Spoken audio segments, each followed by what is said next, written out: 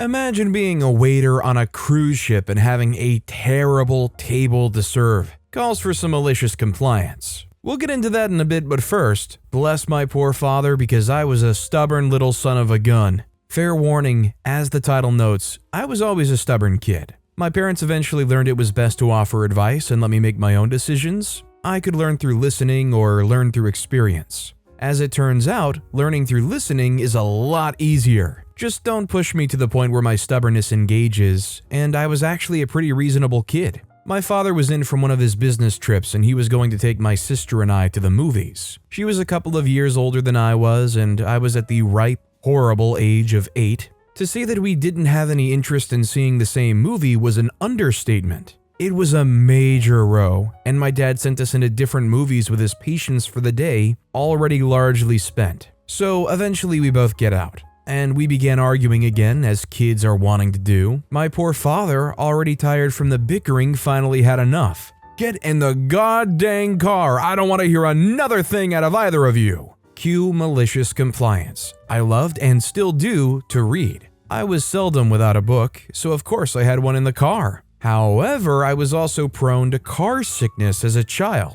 I eventually got over it, but mostly just by reading in the car, until I was so sick that I had to have my parents pull over so I could throw up on the side of the highway every hour or so. I'd retch for a while and then get in and keep reading. Did I mention I was stubborn? Wholly compliant, I sat my angry butt in the back seat and picked up my book. The ride was tense and quiet as my dad fumed in the front seat with my sister. About 10 minutes in, I was getting queasy, but nary a peep escaped my lips. 15 minutes? I was thoroughly nauseous, but I wasn't going to put my book down, and heck would freeze over before I said another word. At the 20-minute mark, I blew chunks all over the backseat and floorboard of his new Cadillac. Hot dog, popcorn, and soda everywhere. All in absolute silence, not even a single retching sound. Quickly pulling over to the side of the road and looking in at the major mess in the back of his car in dismay, he asked,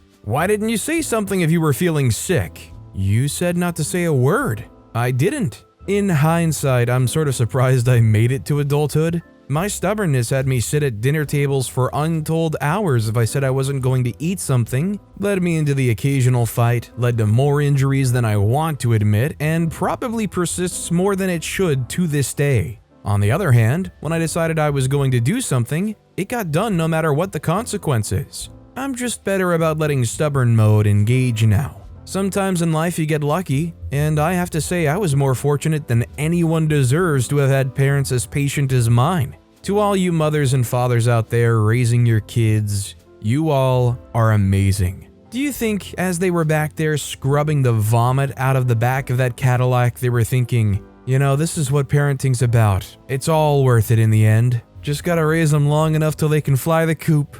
Also, hi, I'm Steven, and if you guys enjoy awesome stories of malicious compliance, why not hit those like and subscribe buttons down below? That said, our next story is, fine, I'll follow the rules to the book and go home with pay. So now I've left my old job, I feel like I can finally share this story. I drive trucks, and I was doing a job which just wouldn't get done if everybody followed all the red tape. It's kind of the place where you sign all of the paperwork stating you'll do it this way, but the reality is, you can't. But that's fine because the paperwork is there just to protect the company from legal recourse. Now, I'm not saying we all did dangerous stuff, but you know, it was just the little things that made your work a little easier and more efficient. Well, all of a sudden, the company started to enforce every policy. What really annoyed me though was that you never knew which policy they had decided to start enforcing until you got asked to see a manager and told you were being put on performance review because you'd been observed on CCTV.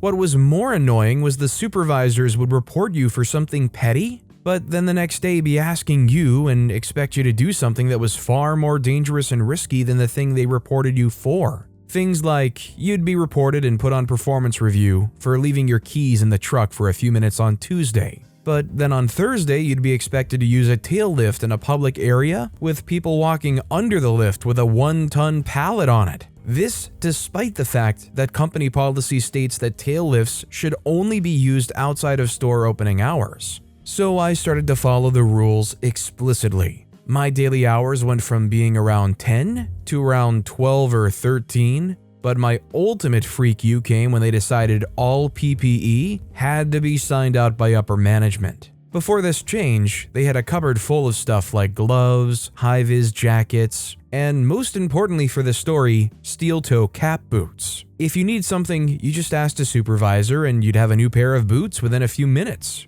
Well, on a Friday, I noticed my boots had broken and the sole was separating from the boot. I left for work on Saturday morning telling my wife that I would probably be coming home because I knew upper management only worked Monday to Friday, so no new PPE could be provided. Sure enough, after showing the supervisors and manager on duty my boots, they couldn't get me any. They spent about an hour trying to find me some, but eventually told me I would have to go home without pay. I told them that I've turned up to work and that I'm willing to work, but it's the company's responsibility to provide their staff with PPE, and that it isn't my fault if they can't provide any. After a while of refusing to back down, the manager went to go call someone in the legal department. He returned saying I would be sent home for the weekend with full pay and some new boots would be provided to me on Monday. What's more, one of the supervisors told me that I should tape the boot up with tape and that if I didn't, he'd report me to upper management. I also put in a grievance about this conversation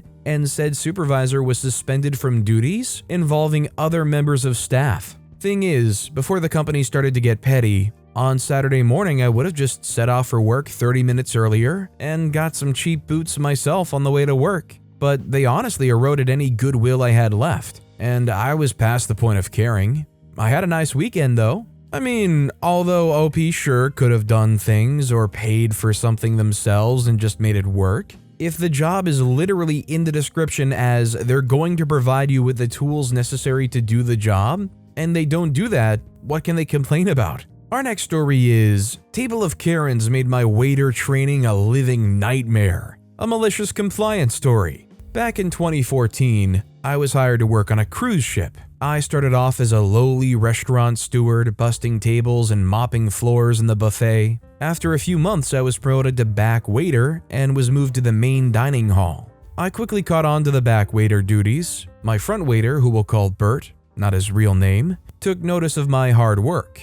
After a couple of weeks in my new position, Bert told me that it's only a matter of time before I get promoted to front waiter, and he wanted to start training me on how to be one. So he told me to shadow him when the next group of passengers were seated in our section so I can observe how he did his front waiter duties. Unfortunately for us, the next group of passengers seated in our section was an 8-top of Karens. Bert and I welcomed them to the restaurant. They were friendly at first, and then the head Karen, an older, heavier-set man, asked, "There's a show in the main theater we want to see that begins in about an hour. Is it possible for us to get our dinners, eat it, and get to the show on time?" To which Bert says, "Absolutely, depending on what you order." After looking over the menu, the Karens were ready to place their order, and 5 out of 8 of them wanted the New York steak, the one single menu item that took the longest to cook. Bert told them this, and that if they all wanted to order the New York steak, that there is no guarantee that we can get them their dinners fast enough to eat and be able to get to the show on time.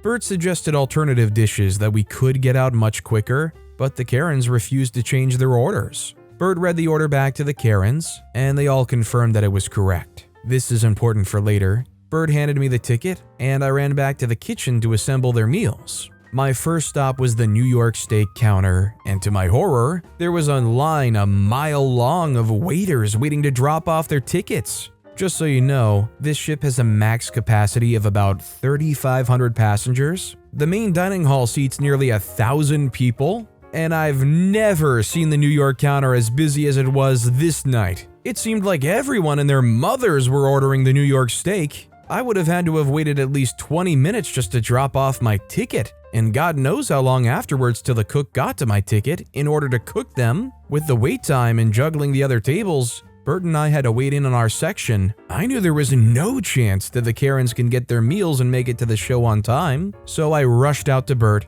told him what the ETA was on the New York steaks, and that he needed to tell the Karens that they needed to change their order, otherwise they'll miss their show. Bert relayed my message to them. He came back to me and said that they still refused to change their order. Bert shrugged his shoulders and said, Well, we did all we could to try and convince them to change their order so they can make it to the show they wanted to see, but they refused to change it. So if they miss their show, they miss it, and it'll be their fault. I did my best to get their meal as quickly as possible, while also waiting on the other tables in our section. Sure enough, the Karens missed the start of the show and they were ticked. They demanded to speak to the restaurant manager. They fabricated multiple lies about the crappy service they received, saying that we were lazy, incompetent, purposely dragging our feet, and lied about how long they were really waiting for their meals. They said they were waiting over an hour since they got their appetizers, when it was only 50 minutes since they were seated in our section at most.